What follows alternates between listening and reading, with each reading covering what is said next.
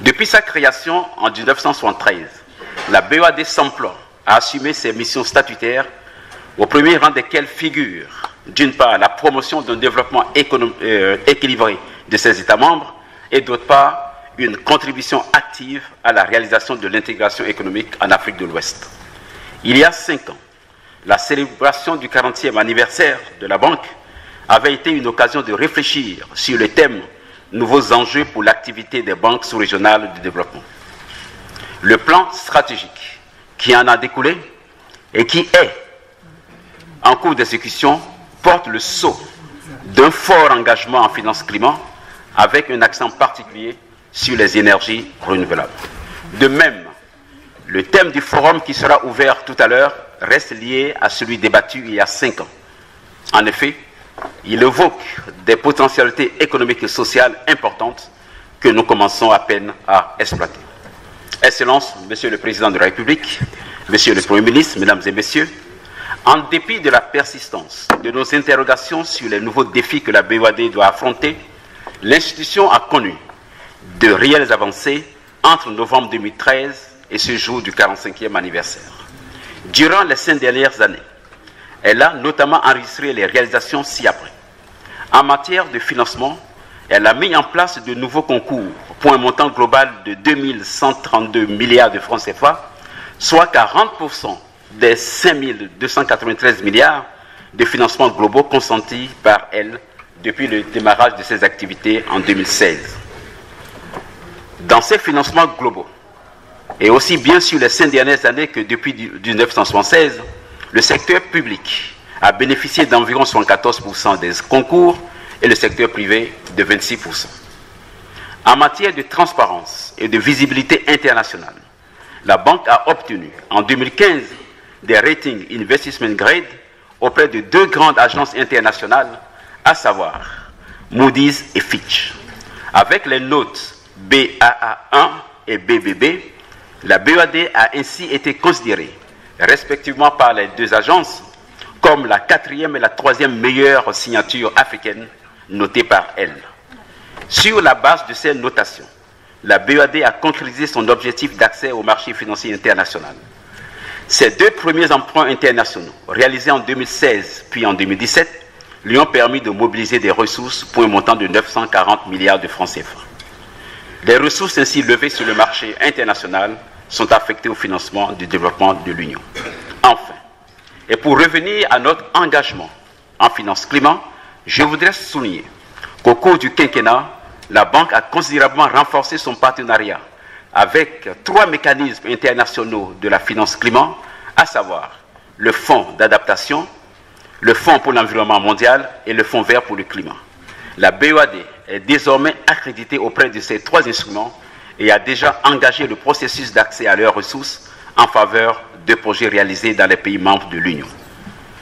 Pour des projets de ce type, je voudrais citer à titre d'exemple le projet d'hybridation des moteurs à gasoil des plateformes multifonctionnelles avec des systèmes solaires au Togo, le projet régional de gestion durable des déchets et de réduction des polluants organiques dans les pays de l'UEMOA, et le programme régional de promotion de l'agriculture climato-intelligente en Afrique de l'Ouest.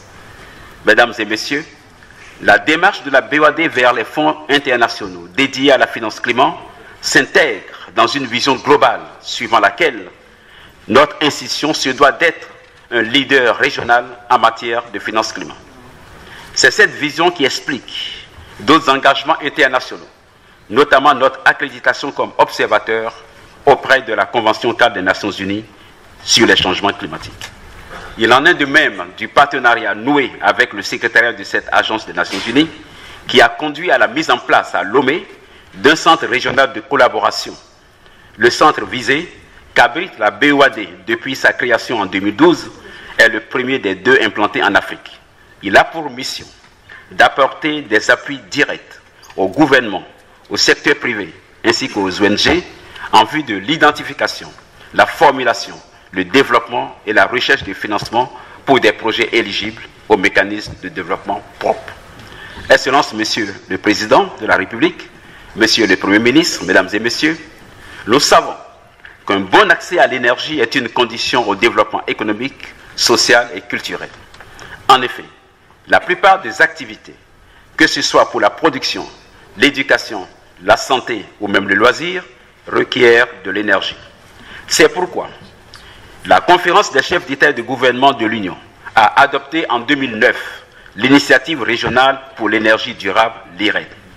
À travers ces orientations, l'instance communautaire exhortait en effet à faire passer le taux d'électrification de 30% en 2008 à 80% en 2020, puis à 100% en 2030, à réduire sensiblement le prix moyen de l'électricité dans l'espace communautaire, à faire passer dans le parc de production la part des énergies renouvelables et durables, dont le solaire, de 36% en 2008 à 82% en 2030. En ligne avec les orientations suscitées de la conférence des chefs d'État et de gouvernement, nous sommes convaincus à la BOAD qu'un développement de la production d'énergie renouvelable, notamment celle de l'énergie solaire, serait d'un grand apport pour la consolidation et la durabilité de la croissance économique, de même que pour un renforcement de l'inclusion sociale et financière. Nos interventions dans ce domaine sont à amplifier. Je pourrais tout de même relever que de 2013 à ce jour, la BOAD a soutenu 18 projets d'énergie renouvelable, dont 8 relatifs à l'énergie solaire, le tout pour un financement global de 187 milliards de francs CFA. D'autres projets sont actuellement en phase d'instruction avancée au niveau de la banque, notamment 2 projets régionaux d'électrification hors réseau. Le premier est promu de concert avec le groupe de la Banque mondiale et la CEDEAO, et le second instruit en partenariat avec le Fonds vert pour le climat. Je relève au passage que la capacité installée des centrales solaires dans la zone UEMOA sera passée de 7 MW en 2008 à 166 MW en 2017. Le Sénégal et le Burkina Faso se distinguent particulièrement dans ce panorama avec des capacités installées respectives de 102 MW et 44 MW en 2017. Plusieurs autres projets sont néanmoins en cours dans d'autres pays, notamment au Mali, en Côte d'Ivoire, en Guinée-Bissau, au Niger, ainsi qu'au Togo. Excellence, Monsieur le Président de la République, Monsieur le Premier ministre, d'une manière générale, dans notre zone, à l'instar de l'Afrique tout entière, le potentiel de production en matière d'énergie renouvelable est considérable. Peu exploité jusqu'à ces dernières années, les ressources énergétiques renouvelables du continent peuvent désormais répondre à une part non négligeable de la demande énergétique future. En lien avec l'énergie solaire, en particulier, notre sous-région est considérée comme faisant partie des zones les mieux ensoleillées au monde. Nous ne devons cependant pas oublier que le financement jouera un rôle crucial dans le développement des énergies renouvelables. Des études ont ainsi montré que le principal obstacle à la mise en œuvre des projets ne tient souvent pas à leur faisabilité technique, mais à l'absence de financement de long terme et peu coûteux. Cette contrainte se trouve parfois aggravée par des conditions macroéconomiques défavorables. C'est donc tous ensemble, gouvernement, institutions de financement et entreprises privées, que nous devons rechercher des modèles novateurs pour financer des projets d'énergie renouvelable. Nous devons parvenir à l'élaboration de modèles à même d'apporter des nouvelles technologies aux consommateurs, y compris aux plus pauvres, à des prix abordables, tout en veillant à ce que ce créneau émergent de nos économies continue de se développer et d'être fiable.